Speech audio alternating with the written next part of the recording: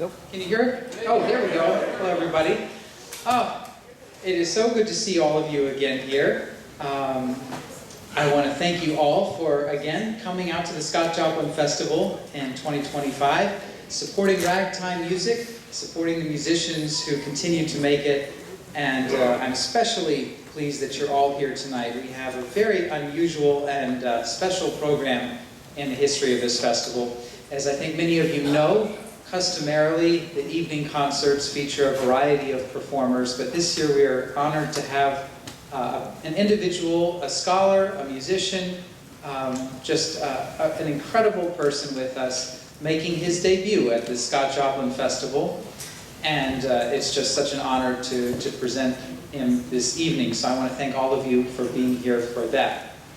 Before we get started, I would just like to ask you to make sure that your phones are silenced and make one final reminder that if you have tickets for tomorrow afternoon's program, and apologies for beating a dead horse here, but that will be at 12 o'clock in here, not the usual 2 o'clock. So just making sure we're all on the same page there, because I know there had been some confusion about that, but it is 12 o'clock. So without further ado, tonight's program is going to be a little bit different than usual. When I was talking with Joshua Rifkin about this evening's program and how we might fill it, he suggested that he would like to play some of Scott Joplin's rags, talk a little bit about them, talk about his interest in the music. But I also thought it might be interesting, since we have him with us, to just learn a little bit more about his career, what brought him to Scott Joplin's music in the first place, and then where he's gone since recording Scott Joplin's music and what he thinks about it today. And so the second half of the program is going to be something of an informal discussion.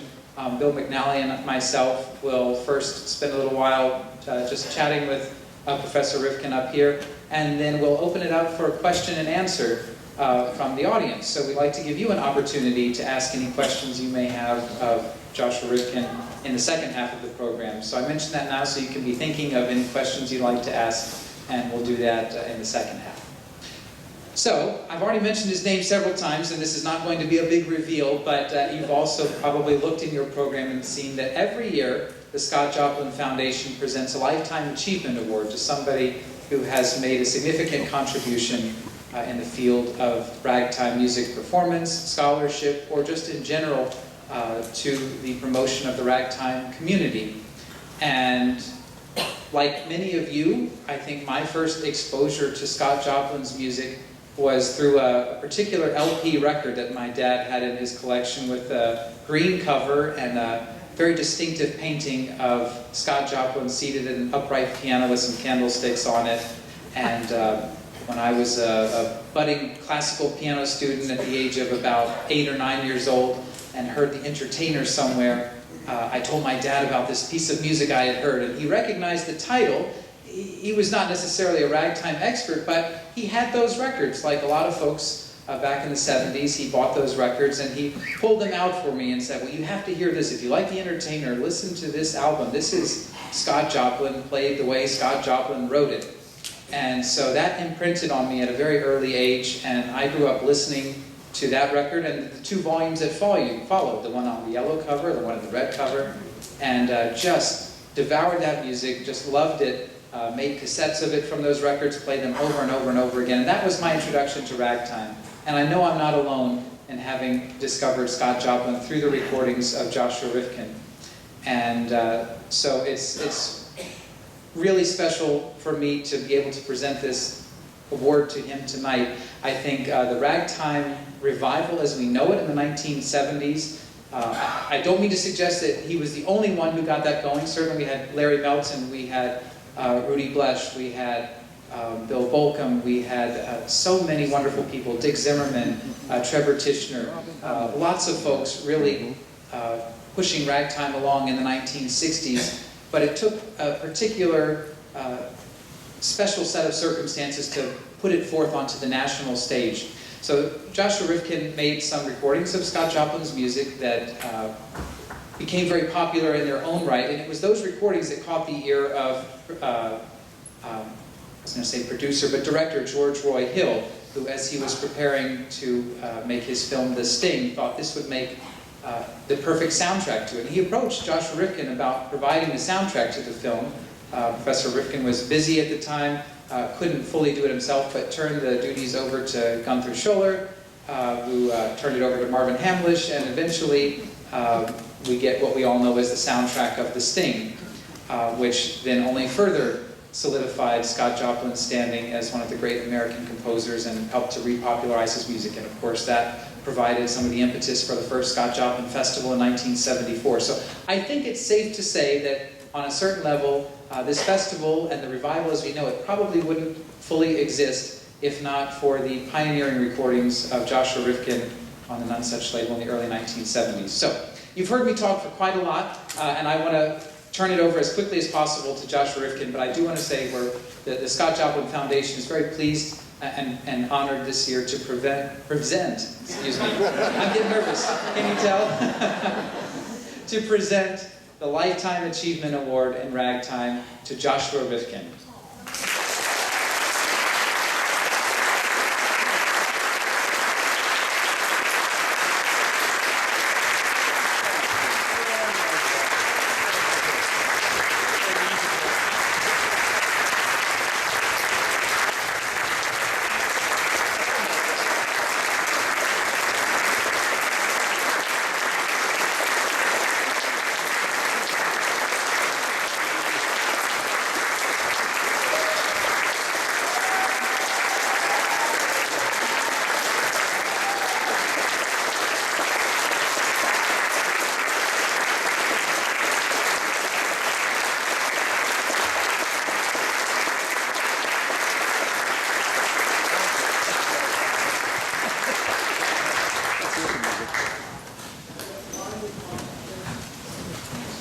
Blinded by the lights up there, but I see and have heard lots of people.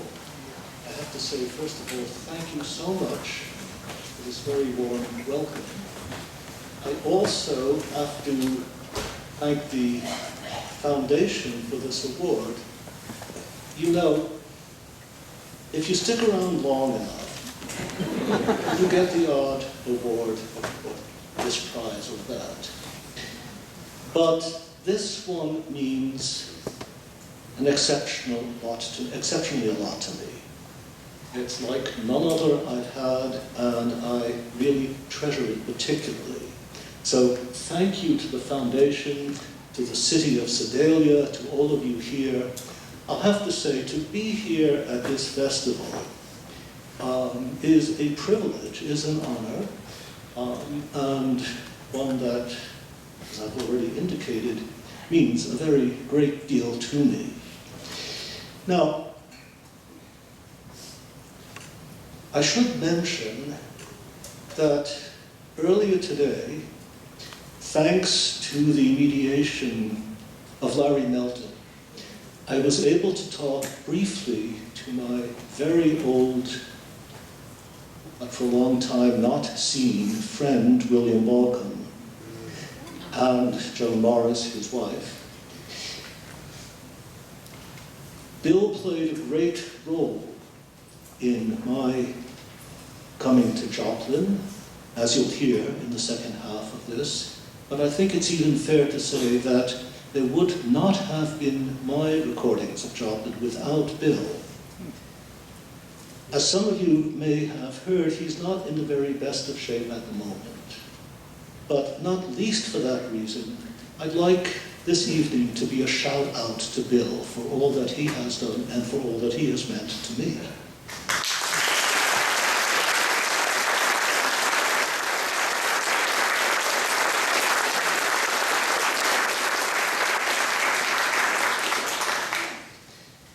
Now, something else is to be said about this festival. It is, of course, a great musical feast, but it is also a daunting event for anybody who is going to play the piano here. Now, all of us pianists here who play the piano will hear somebody play and say, oh my God, I wish I could play like that. And here I've been coming across pianist after pianist after pianist after pianist who makes me think, oh, I wish I could play like that. I'll do the best I can. Now, as you have heard from Brian, I'm going to be playing some and talking some. I hope not too much of the latter, but there are things to be said about the pieces I'm playing, or at least about several of them, that I think are worth noting, aside from or beyond just the pleasure of listening to them. Now, I don't have to say anything much about the first piece, because it won't be surprising. It is the Maple Leaf Rag. Now, the Maple Leaf Rag has been played hundreds, thousands of times here, and I can't say that I will play it very differently from the way you have heard it, except perhaps for a new wrong note or two. But I'm in Sedalia for the first time in my life, and how can I be here and not play the Maple Leaf Rag?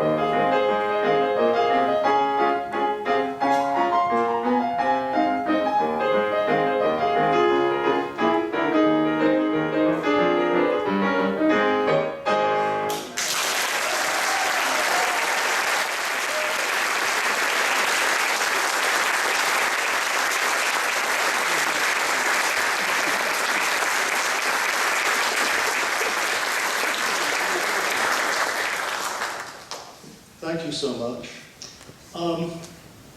I should mention that the rest of the Scott Joplin pieces to follow, not many of them, are, for me, somewhat unusual. When I have played Joplin programs, I have typically played quite a bit of music from his later years, 1907, 1909, up to Magnetic Rag, etc. I felt that here I should only play pieces from his Midwest life, starting with Sedalia, as you heard, and with one exception that I'll explain, the pieces that follow are all from Joplin's time in the Midwest. But as you'll see, he is already a really remarkable composer. Now, in fact, the next piece that I'll play emphasizes, you might say, one very, very crucial aspect of Joplin, at least to me. The piece is the chrysanthemum. Now, we would typically categorize the chrysanthemum as a rag, but those of you who know the music will know that it is not called a rag, which is very uncommon for Joplin. He identifies pieces as a ragtime, two-step, and so forth. This piece is called an Afro-American intermezzo.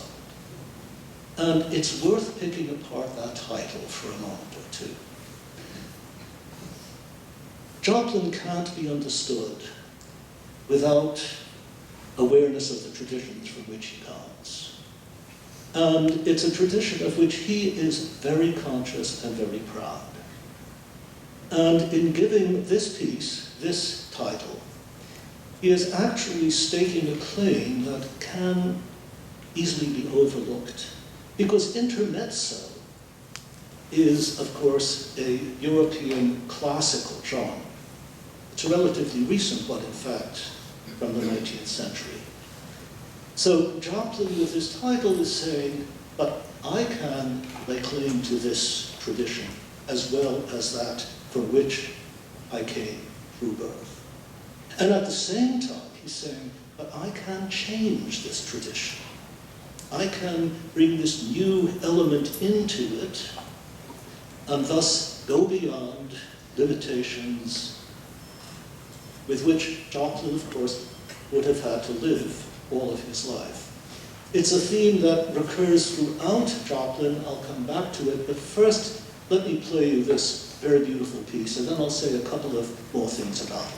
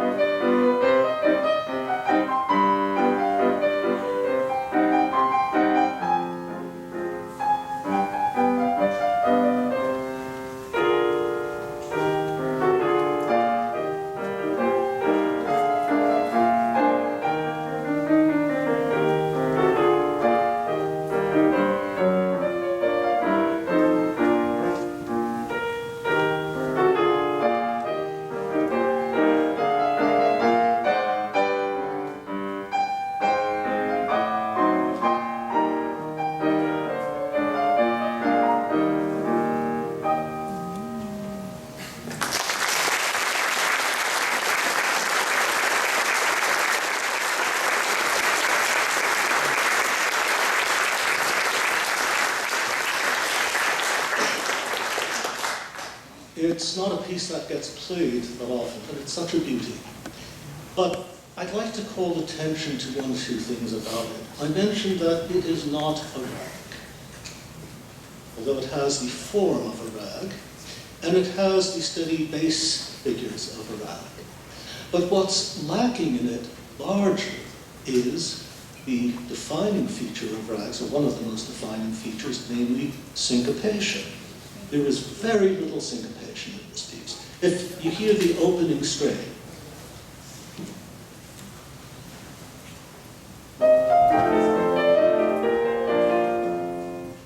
only there do we even get a very light syncopation.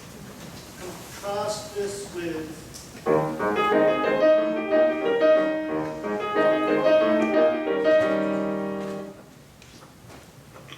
which announces the syncopation right at the start with that da-da-da-da-da rhythm, quick syncopated notes, which define so much ragtime. Not there, only hinted at that little time. And again, the lyrical theme that comes back, listen again to it, unsyncopated.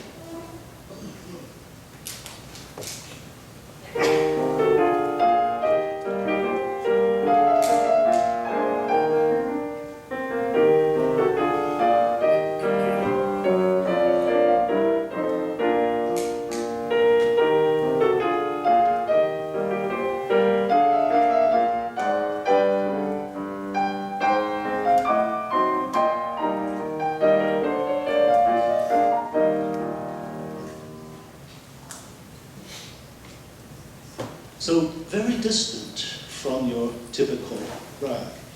Another thing is worth noticing about this.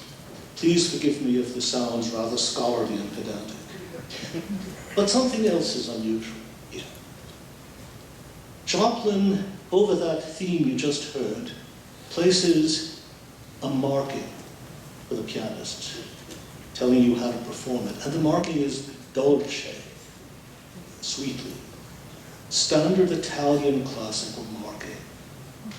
But this is, and in fact, Joplin from this point onward will use such markings in his pieces. Legato style of playing, grandioso even.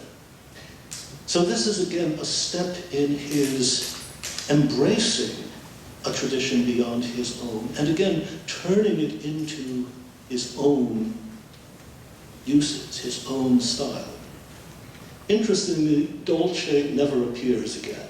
So it's the first European expressive marking, but a unique one in Joplin. So I offer this as an instance of how, if you just take a little bit more pains with Joplin and see what he's doing, he always rewards the effort. Now, the business of crossing genres, if I may sound very scholarly about it, turns up in the next piece as well. Now, I chose this piece without having any idea of what the program would be in this year's festival. But happily, it turns out to be the theme piece of the festival, Athena. Now, Athena, as many of you know, is a waltz, and it does have a good deal of syncopation. But again, the title of it does not emphasize this or even reveal it. The later exquisite waltz, Pleasant Moments, which is syncopated, is called a ragtime waltz. But this is a concert waltz. Now, the waltz is a common European genre, obviously. Concert waltz is not. Joplin is consciously distancing himself from music for dancing, which waltzes traditionally were. But just as Chopin's waltzes are stylized reminiscences, impressions, if you will, of what people danced to, so is Joplin's waltz. You're saying this is a concert piece. Notice, it's not for bars or brothels or entertainment venues per se. He has concert in mind. I always love to think of this when some people say, well, should we be playing Joplin's music in concerts with audiences seated out there? Well, Joplin himself provides us the answer. He does aim for, aspire to, this kind of music, of course, as I suggested, without losing sight of where he comes from. Okay, enough talking, let me play the theme.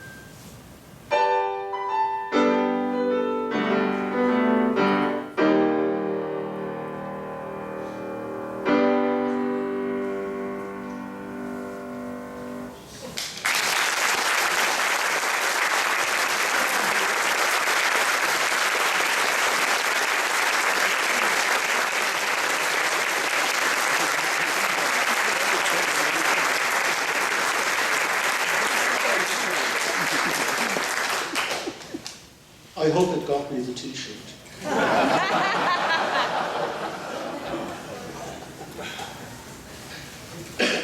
Okay, about the next piece, I really shall say nothing than that it comes from the same year as Athena, 1905, and it's just an absolute beauty. It's called Eugene.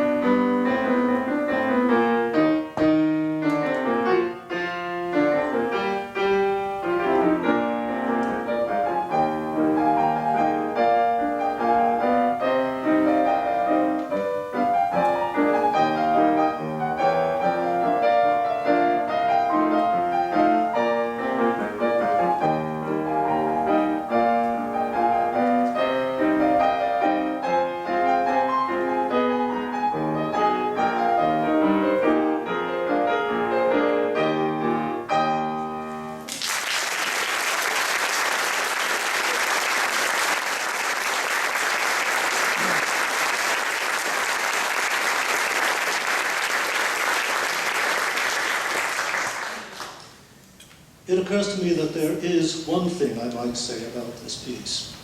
Just a tiny detail, but it's the detail that when I was practicing it, just really struck me so forcefully. Just, it's one note, and yet, as I'll try to show you, it really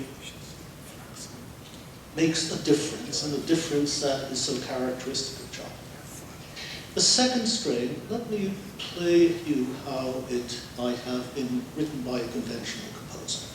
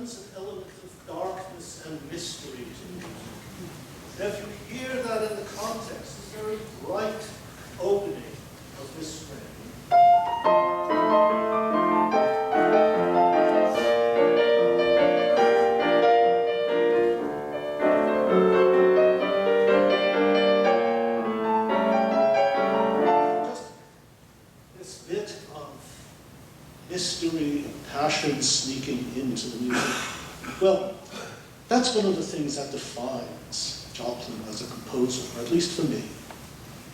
And it's something that becomes very prevalent, reaches really full fruition in the next piece I'm going to play, which is the last Joplin on this program. But there is something more about which I'll tell you shortly. This, however, is the one piece that is not from his Midwestern period. It's written when he goes to New York in 1907. It is Gladiolus Rag. Now, Gladiolus Rag is part of a tradition with Joplin, using a pattern that he established in the Maple Leaf Rag, which is why I'm putting it here. Because we know Maple Leaf Rag and how it goes, and Joplin returns to that phraseology several times. But here, he has kind of reached just different levels. This, to me, is one of the most glorious pieces of all Joplin, and I was, again, going through it. I found myself stuck over several passages and just saying, how did he do it? How did he think of this? Well, I won't bore you with technical details. I'll just play it. Well, I'll do one thing, okay? Let me play you the opening of Maple Leaf and the opening of Gladiolus. And with no further word, you can see how much distance he has traveled from 1899 to 1907.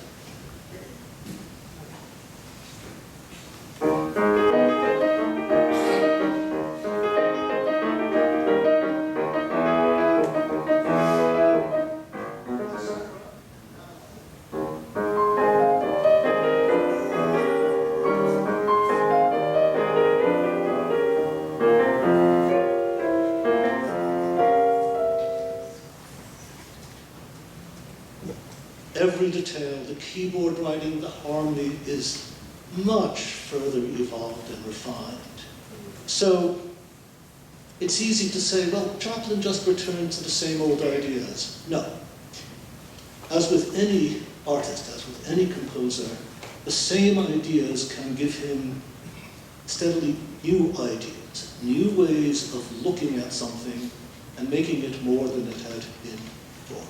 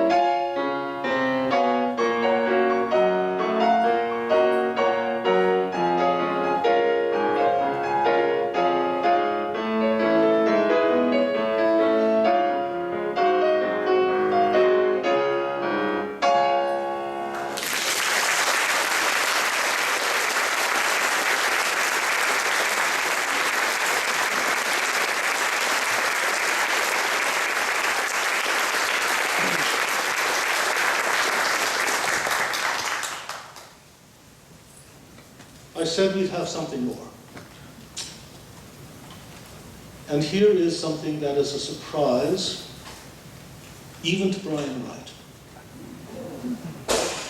Last year, I had the good fortune to be present virtually at a symposium here in Sedalia. And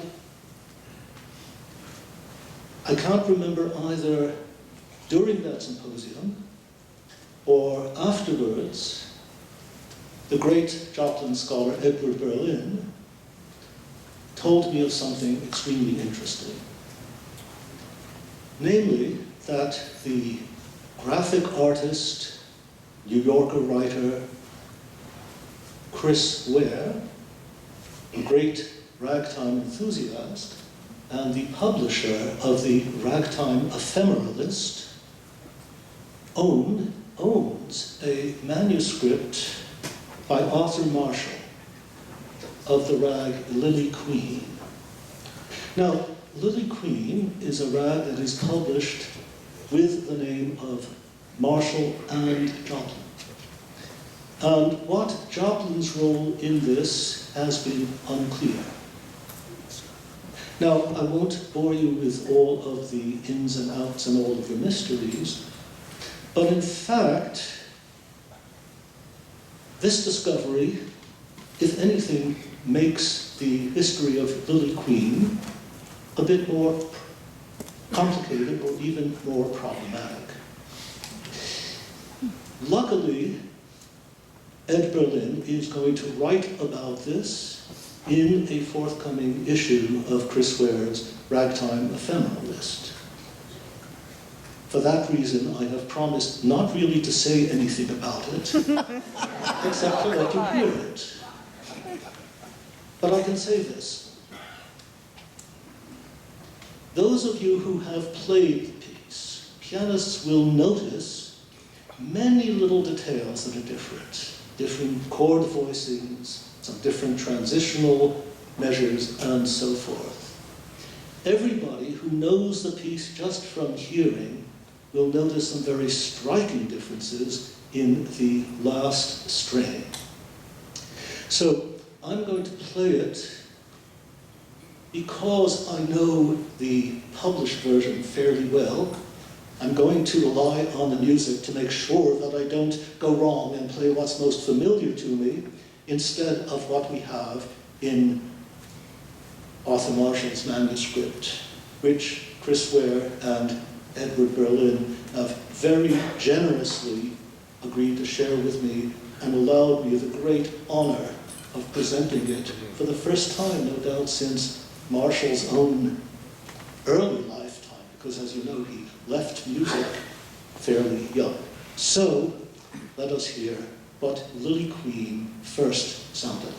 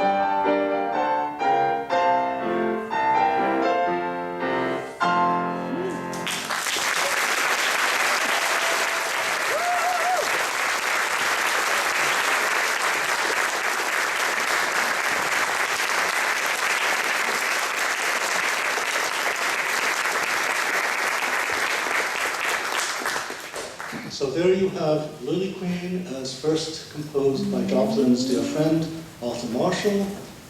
The rest of the story, you're warmly invited to follow in Ed Berlin's forthcoming article in the Ragtime Ephemeralist. And now you're all invited to take a break for intermission.